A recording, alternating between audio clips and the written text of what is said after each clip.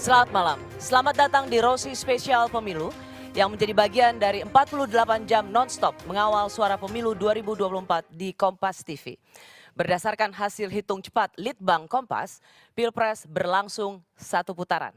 Dengan suara paslon Prabowo Gibran unggul di kisaran 58%.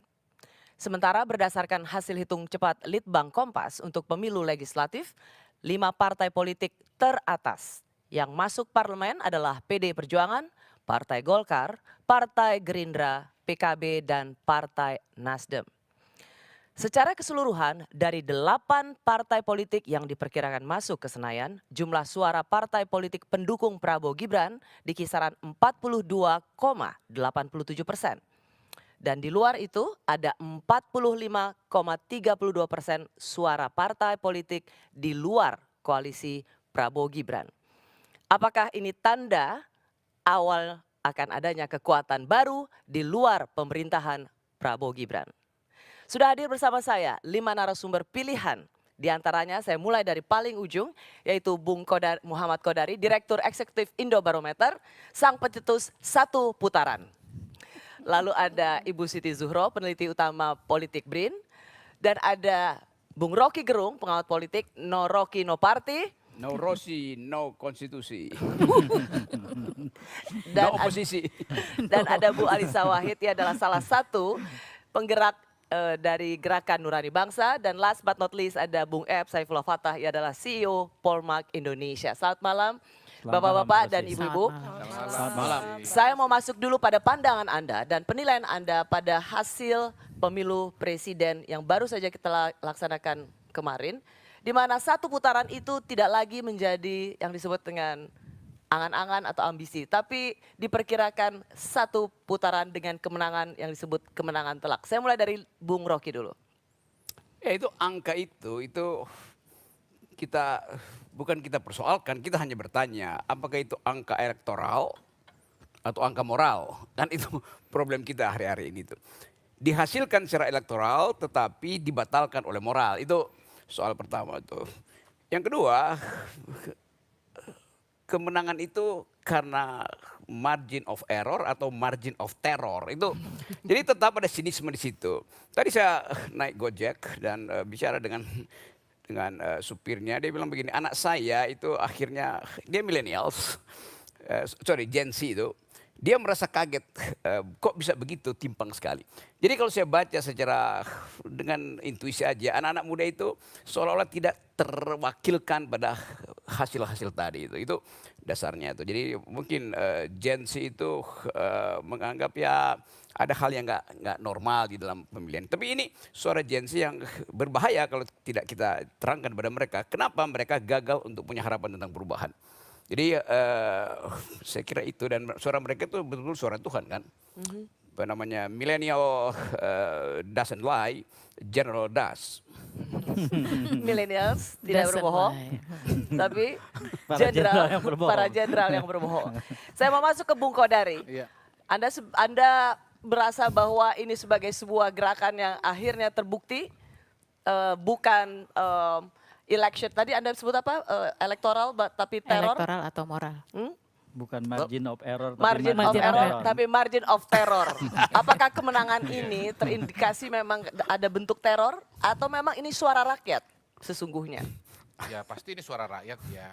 Ini kan cuman suara-suara yang sulit menerima realitas. Kalau saya kan udah jauh-jauh hari mengatakan bahwa memang pemilu 2024 ini sebetulnya bisa dilihat dengan teori kolam suara atau teori struktur suara, bahwa pemilih kita itu secara garis besar terbagi dua, ada yang puas kepada Pak Jokowi dan ada yang tidak puas kepada Pak Jokowi.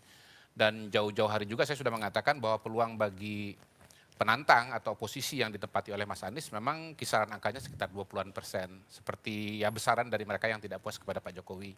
Lalu yang puas ini diperebutkan antara Prabowo dengan Ganjar, yang awalnya itu sama lalu kemudian pelan-pelan suara itu bergeser kepada Prabowo, yang antara lain juga karena sebetulnya Mas Ganjar atau PD Perjuangan banyak menyerang Pak Jokowi sehingga pendukung Pak Jokowi geser kepada Prabowo dan Gibran.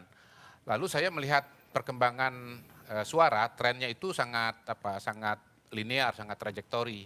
Dan terutama 2 bulan terakhir. Ya, jadi itu sebabnya saya berani mengatakan atau berani berinisiatif dan menggagas kali putaran karena saya melihat bahwa trennya ini memang akan terus naik. Tapi Anda menduga nggak 58 sampai 60%? Atau mungkin di 54, 55, atau ini overshoot? Saya nggak berani buat estimasi akhir ya karena yang bisa saya katakan adalah peluang sekali putaran itu makin lama makin meningkat. Ketika kisaran angka 40%, tingkat keyakinan saya katakan sekitar 70%. Begitu dekat-dekat dengan angka 50, saya katakan keyakinan saya 80. Dan begitu sudah tembus angka 50%, saya bilang keyakinan saya 90%. Tidak 100%, karena 10% wilayahnya yang maha kuasa. Begitu. Tetapi karena saya biasa trading saham, dalam trading saham itu kita punya satu fenomena yang namanya itu resisten. Ya pokoknya, tapi Jadi pertanyaan saya kalau adalah gini, Anda nyangka nggak kisarannya di 58 bahkan ada yang 60% lembaga survei yang menghitung cepat? bisa saja karena waktu survei terakhir itu kan 52, kalau ditambah dengan margin of error sekitar 3% atau pengalaman sebelumnya 3%, maka sebetulnya angka 55 itu ya kira-kira kisarannya sebetulnya 55. Bahwasanya kemudian itu rally ya, istilah saham lagi nih, kalau itu rally kemudian ke 58 memang sesuatu yang mengejutkan. Tapi menurut saya di situ sebetulnya ada satu fenomena bahwa sebetulnya pendukung 02 ini adalah silent majority. Silent majority? Silent majority. Jadi banyak pendukung 02 yang sebetulnya tidak atau belum mengekspresikan pandangannya karena adanya act of terror ya dari tokoh-tokoh 01 seperti Bung atau 03 seperti Bung Rocky ini begitu mengatakan ini adalah sebuah kesalahan moral, ini adalah sebuah tindakan yang tidak bisa dibenarkan. Jadi mereka malas 05 bukan 03. Jadi mereka malas untuk menjawab itu dan menurut saya sih Pilpres 2024 kemarin itu yang angkanya 58 adalah jawaban dari silent majority ini. Bahwa sesungguhnya teror. Ada nggak salah menafsirkan silent of majority? Silent of majority itu adalah suara-suara yang tidak ingin terdengar, yang takut berbeda dengan kekuasaan. Silent majority itu definisinya adalah mereka yang puas kepada Pak Jokowi. Ada dua kategori silent majority. Konteksnya begini, kalau mereka sejalan dengan Pak Jokowi, sejalan dengan kekuasaan, mereka nggak perlu silent.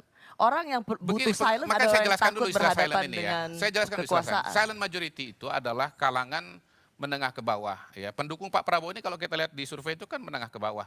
Orang-orang yang relatif tidak punya akses kepada media. Mereka bukan guru besar yang kalau pakai baju toga lalu kemudian akan disorot oleh media begitu. Mereka nggak punya akses itu. Jadi suara artinya mereka nggak kedengaran. Anda lebih melihat mereka takutnya justru sama Bung Rocky begitu. Ya, yang diteror pada hari siapakah ini, Rocky Gerung? Dia tidak teror berada pada dalam hari kekuasaan. ini justru datang dari fellow citizen yang mengatakan bahwa Anda itu tidak bermoral dan pilihan 02 tidak bermoral. Jadi mereka diam saja dan mereka membuktikan suara mereka pada 14 Februari kemarin. Oh, diamnya terhadap gerakan-gerakan moral itu. Saya berikan kepada Bung Eep.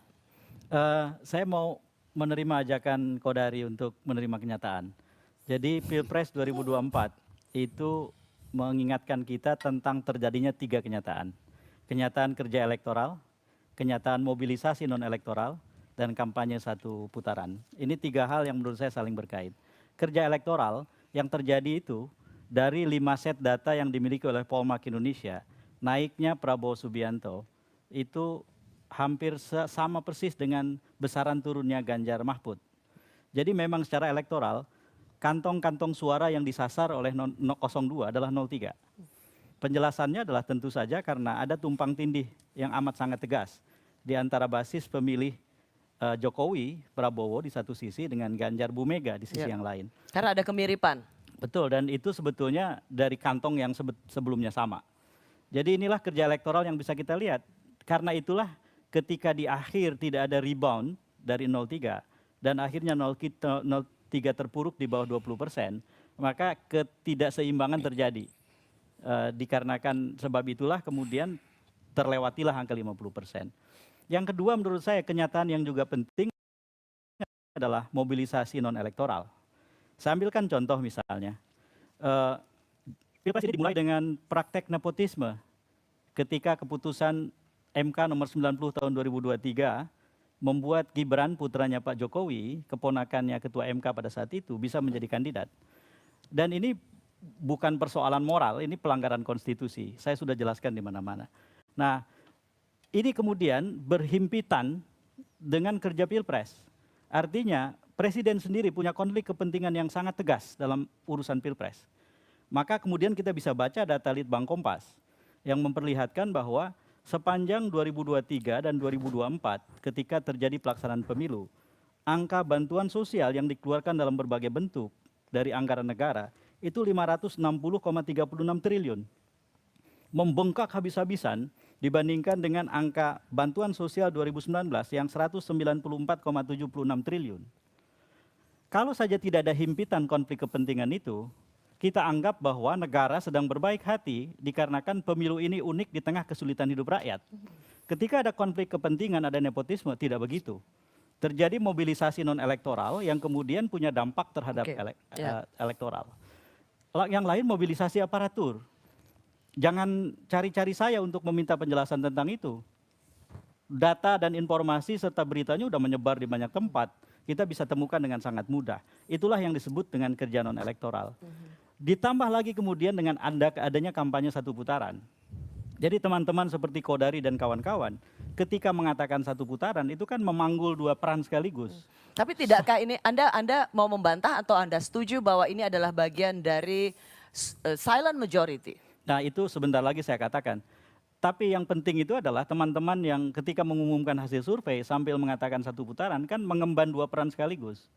Satu sebagai pemublikasi hasil survei, yang kedua juru kampanye 02 untuk membuat kenyataan satu putaran itu kemudian bisa terjadi. Gitu. Ada dorongan ke arah itu. Coba silakan Bung Rocky. Intrusi sedikit ya. Ini menarik nih soal beda terminologi soal silent majority itu. Ya. Silent majority artinya diam tapi menghanyutkan. Kan itu pengertian kita kan. Jadi dia faktorial di dalam public opinion. Tetapi yang Anda maksudkan tadi itu bukan silent majority dalam pengertian diam tapi menghanyutkan. Tapi dia diam karena dihanyutkan. Dihanyutkan oleh gegap gempita satu putaran. Dihanyutkan oleh BLT. Dihanyutkan oleh aparat. Kan itu yang terjadi kan. Jadi hati-hati, saya kira itu dusta itu mengatakan bahwa silent majority itu diam yang menghanyutkan. Di dalam kasus ini dia diam yang dihanyutkan. Dan itu yang kita baca di dalam narasi dari dirty vote. Jadi, itu dasarnya. Dirty vote yang dikendalikan oleh dirty hand. Dirty hand yang diatur oleh dirty mind. Yang mulai dari MK, dirty mind-nya udah bekerja. Itu poinnya. Tapi saya seperti tadi silent majority. Karena katanya silent majority adalah suara-suara yang diam, tidak mau melawan dari terornya seorang Rocky Gerung. Anda kan meneror terus. Dan mereka diam tapi kemudian mereka menentukan. Itu terornya Kodari aja ke Rocky Gerung. Menurut saya begini. Silakan. Ada yang harus diluruskan, Rob. Konsep akademisnya. Soal silent majority itu. Silent majority. Apa itu silent majority? Di situ persembunyian dari metodologi itu ada di situ tuh. Jadi saya mencurigai dari awal silent majority ini dimanipulasi menjadi mayoritas yang diam karena akan dihanyutkan oleh BLT, dihanyutkan oleh margin of terror, dihanyutkan oleh macam-macam narasi. Kan itu yang terjadi. Akhirnya bawah sadarnya Kodari itu bisa kita pahami sebetulnya, bukan kita pahami. Akhirnya keluar bawah sadarnya tuh. Atau semacam pengakuan bahwa itu manipulatif sebetulnya kan. Ya. Oke, jauh dari Bung begini. Jadi kan saya langsung aja lah. Mas Saeb kan punya gagasan ya, mau mengalahkan Pak Jokowi dengan cara mengalahkan Prabowo Gibran.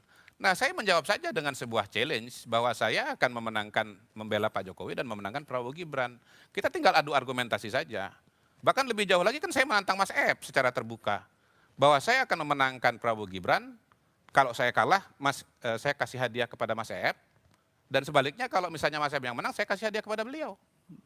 Dan beliau kan tidak menjawab itu gitu loh. Yang jelas apapun argumentasi beliau pada hari ini, yang benar rakyat memilih Prabowo Gibran dan menang sekali putaran. Ya. Jadi gini Rosi. Ini adu argumentasi biasa saja. Bahwasanya argumentasi Anda nggak diterima orang, ya diterima saja bahwa argumentasi saya lebih kuat, lebih relevan bagi masyarakat. Oke, dua hal. Yang pertama soal ajakan taruhan itu ya.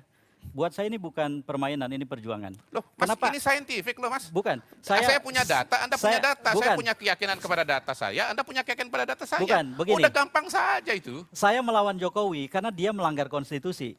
Ini tidak ada kaitan dengan kalah menang, Kodari. Loh, jelas kalau dong. Seseorang jelas kepala negara kalimat melanggar mengalahkan konstitusi. Jokowi itu dari Mas Saeb Kenapa Betul, sekarang betul. Mas mengatakan tidak ada kata mengalahkan? Mas jelas-jelas mengatakan kok berulang kali dalam berbagai forum podcast mengalahkan Barusan Jokowi. saya taping podcast saya sendiri Iya. dan saya mengatakan bahwa saya tetap ingin mengalahkan Jokowi.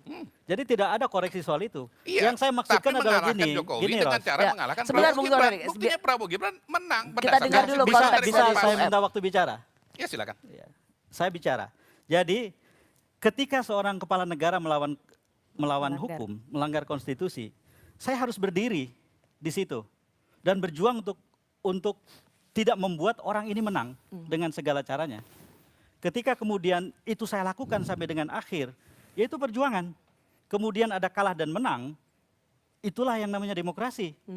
Dan pada saat kemudian nanti KPU mengumumkan bahwa Jokowi menang, entah itu kemenangan yang lengkap ataupun tidak lengkap, jangan lupa menurut quick count PSI tidak lolos parliamentary threshold. Apakah ada mobilisasi non elektoral baru yang membuat dia lolos nanti, kita tidak tahu. Nah, yang ingin saya katakan tentang silent majority. Silent majority dalam ilmu politik itu jelas definisinya. 2016 ketika Trump mengalahkan Hillary Clinton, itulah yang disebut sebagai silent majority. Ya. Betapa Trump itu sangat menakutkan buat banyak orang Amerika. Dari narasinya, dari cara dia berdebat, dari ketidaksopanan bahasa tubuhnya, dari cara dia melecehkan perempuan dan seterusnya. Orang takut untuk mengatakan saya mendukung Trump. Ternyata tiba-tiba silent majority itu yang kemudian membuat Hillary kalah dari Trump. Lalu yang kemudian kita jadikan perbandingan adalah ketika Biden menang. Biden menang itu adalah rekor partisipasi politik di Amerika dalam Pilpres mengalahkan 2008 ketika Obama mengalahkan rekor tahun 1960 ketika John F. Kennedy jadi presiden. Apa yang kita katakan tentang kejadian menangnya Biden? Itu bukan silent majority. Orang seperti Jennifer Lopez yang tidak pernah aktif berpolitik, tiba-tiba menggarang Latinos. Orang seperti LeBron James, NBA superstar, yang selama ini tidak pernah berpolitik, tiba-tiba berpolitik. Mereka tidak silent. Kenapa mereka tidak silent? Yang dilawan adalah orang yang memang tidak menyenangkan untuk didukung. Dan sedang berkuasa. Sedang berkuasa. Nah, jadi keadaan 2024 itu bukan silent majority. Ini seperti Donald Trump yang menang. Kalau di sana itu Bidennya yang menang, ini Donald Trump yang menang begitu. Namanya Joko Widodo. Itulah bedanya. Jadi ini bukan silent majority. Oke, jadi baik Kodari maupun Bung Rocky dan Bung Ep, kita tidak memiliki kesepakatan soal silent majority. Sementara Anda sendiri menganggap ini adalah silent majority. Padahal the revenge of silent majority against the elites. Padahal sesungguhnya, padahal dalam banyak literatur silent majority itu sebetulnya melawan kekuasaan. Tapi nggak apa-apa. Kalau buat yang menang beda pun nggak apa-apa. Bebas. Yang menang bebas bikin apapun dan bebas menganalisa teori baru. Kami kembali sesaat lagi.